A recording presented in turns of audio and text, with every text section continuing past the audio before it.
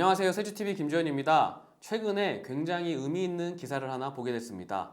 세무조사를 통해서 발견된 증여세 납부세액이 2022년도 기준으로 2,051억 원을 돌파했다라는 기사였는데요. 저는 굉장히 그 기사를 보고 깜짝 놀랐습니다. 되게 많은 분들이 증여에 대해서 고민을 하시고 실행을 하시면서 또 증여세를 성실하게 납부를 하고 계시는데, 세무조사를 통해서 증여세가 추가로 납부를 하게 됐다라고 하는 건 올바르지 않은 방법으로 혹은 잘 모르는 방법으로 했기 때문에 국세청에서 추가로 납부를 시킨 거거든요. 그렇다면 과연 예상하지 못한 상황이 발생을 했을 때 저희가 대처할 수 있는 방법은 어떤 게 있는지 오늘 영상에서 확인해 보시길 바라겠습니다.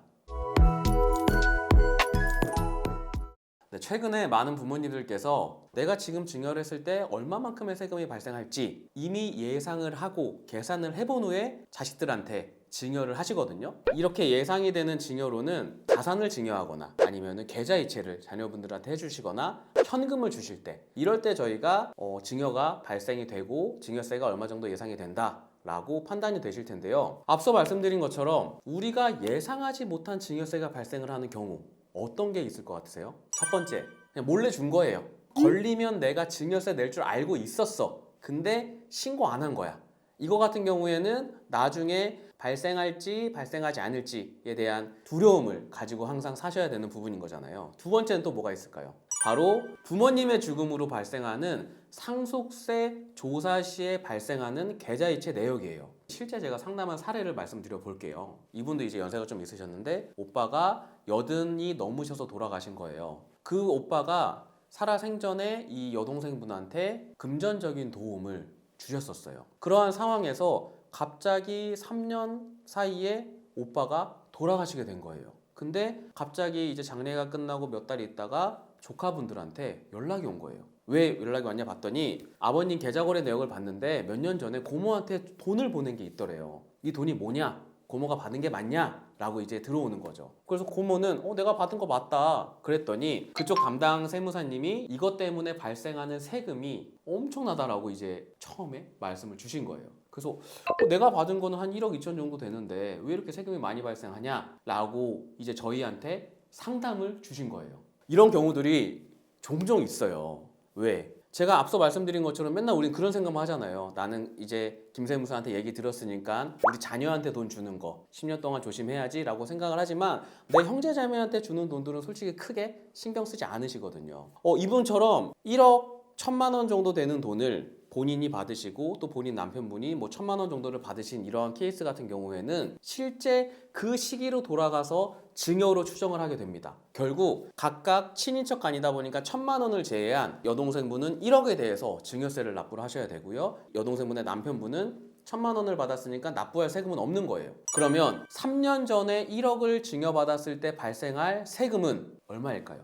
뭐 1억까지는 10%니까 1,000만 원이죠. 근데 우리가 신고했어요, 안 했어요? 안 했죠. 그럼 어떻게 돼요? 신고 불성실 가산세가 20%가 붙어요. 납부도 안 했죠. 그러면 대략 10% 정도씩 매년 이자가 붙습니다. 그럼 우리가 지금 4년이 지난 지금 이 시점에서 내야 될 세금은 얼마예요? 원래 본세 1,000만 원에 세금 신고 안 했으니까 200만 원 추가해서 더 내야 되고 1,000만 원에 10%씩 매년 내야 되니까 얼마를 더 내야 되죠? 1,600만 원 정도를 더 내는 거예요. 자, 여기서 끝나면 어때요? 뭐 그래도 살아생전에 우리 오빠가 나를 위해서 이렇게 돈을 주신 부분에 대해서 증여세가 발생할 수 있다 라고 생각으로 끝나셨을 거예요. 근데 이제 이 오빠분이 재산이 많으셨던 거예요. 그래서 상속세율이 과세가 되는 구간이 50% 구간이에요. 자, 상속세는 계산을 할 때 어떻게 되어 있냐? 살아생전에 이 돌아가신 분이 가지고 있는 모든 재산을 합산해서 계산을 하게 되어 있어요. 그때 제가 참고하셔야 될 게 사전에 증여한 분이 있으면 더해준다 라고 말씀드렸었단 말이에요. 그러면 이분이 지금 50%의 세율로 세금을 내야 되는 분이 사전에 1억을 증여를 한 게 들어오다 보니까 상속세가 추가로 발생해야 되는 금액은 얼마죠? 1억에 50%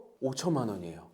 이 여동생분은 4년 전에 자기 오빠분이 자기가 조금 경제적으로 어려울 때 동생 쓰라고 1억을 주셨는데 막상 이분이 돌아가시고 나서 내가 납부를 해야 되는 세금이 6,500만 원 정도가 나오게 되는 거예요. 납득이 어려우시죠? 네, 어려우실 겁니다. 왜냐면 이러한 경우가 그렇게 많지는 않으니까. 근데 이게 현실이에요. 그래서 이분 같은 경우에는 저희랑 상담을 하시면서 왜 내가 이 증여세를 1,몇백만 원을 내야 되고 왜 지금 5천만 원이라는 세금을 더 내야 되는지에 대해서 이제 느끼신 거죠. 그렇다면 비단 이게 2분의 1일까 생각을 해봤어요. 저는 아닐 거예요. 왜? 여든이 넘으신 분들을 제가 상담을 해보면 저희가 막 이렇게 통장 거래는 조심하셔야 되고 이렇게 하시면 안 되고 말씀을 막 드려요. 근데 그분들 저한테 뭐라고 하실 것 같으세요? 그분들 입장에서 자녀분들한테 이런 걸 상의를 하고 싶어 하실까요? 아니에요. 아니 내가 일군 자산을 내가 내 마음대로 쓴다고 하는데 왜 이거를 내가 자녀한테 허락을 맡아야 돼? 라고 이제 말씀을 주신단 말이에요. 제가 말씀드리고 싶은 부분은 뭐냐면 그 돌아가신 분 입장에서 자기 여동생한테 이런 일이 발생할 거를 예상을 하셨을까요? 저는 아니라고 생각을 해요. 결국 지금 어머님 아버님들께서 고민을 하셔야 되는 건 뭐냐,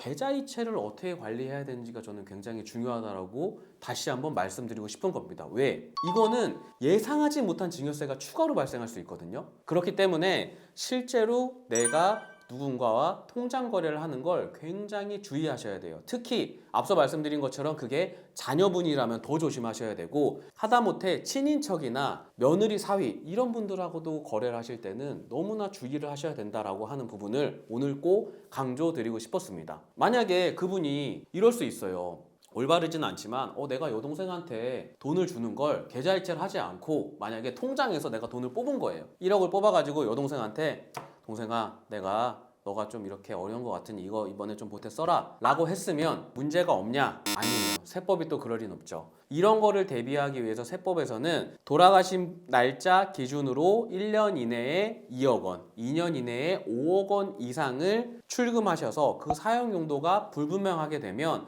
그 부분을 상속인들이 상속받은 것으로 추정해서 상속세를 부과할 수 있는 규정이 또 있습니다. 그렇기 때문에 지금 이 방법을 들으셨다고 무분별하게 아버님이 통장에서 막 출금을 하신다거나 김세무사가 현금으로 뽑으면 다 된다라고 했어 라고 하시면 안 됩니다. 꼭 주의하시기를 바라겠습니다.